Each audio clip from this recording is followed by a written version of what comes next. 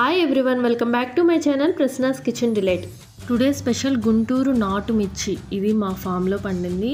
వీటితో బజ్జీ ఎలా చేశానో చూద్దాం. ఇలా వేడివేడిగా బజ్జీ వేసుకొని ఉల్లిపాయ నిమ్మకాయ పిండుకొని తింటే చాలా టేస్టీగా ఉంటుంది.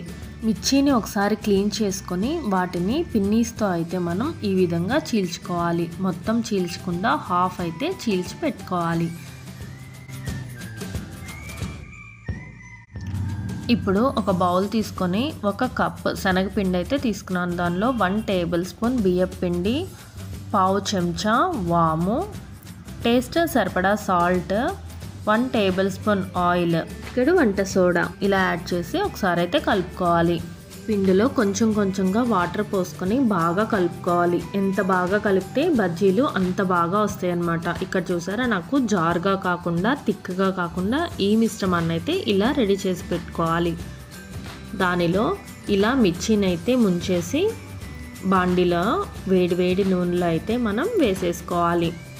ఇలా ఒకదాని తర్వాత ఒకటి బజ్జీ మునిగేలాగా వేసేసుకొని అటు ఇటు కాల్చుకుంటే మనకి మిర్చి బజ్జీ అనేది రెడీ అయిపోతుంది. ఇలా ఫ్రై అయిన బజ్జీలో మధ్యలో కట్ చేసి చిన్న చిన్న ముక్కలుగా కట్ చేసుకున్న ఉల్లిపాయ నిమ్మకాయ పిండుకుంటే ఆ బజ్జీ టేస్ట్ చాలా బాగుంటుంది. ఇలా నాటు మిర్చి బజ్జీతో ట్రై చేయండి. ఈవినింగ్ స్నాక్స్ వేడివేడిగా తప్పకుండా ట్రై చేసి ఎలా ఉందో కామెంట్ సెక్షన్లో కామెంట్ చేయండి. Thank you for watching. Please do like, share and subscribe to my channel.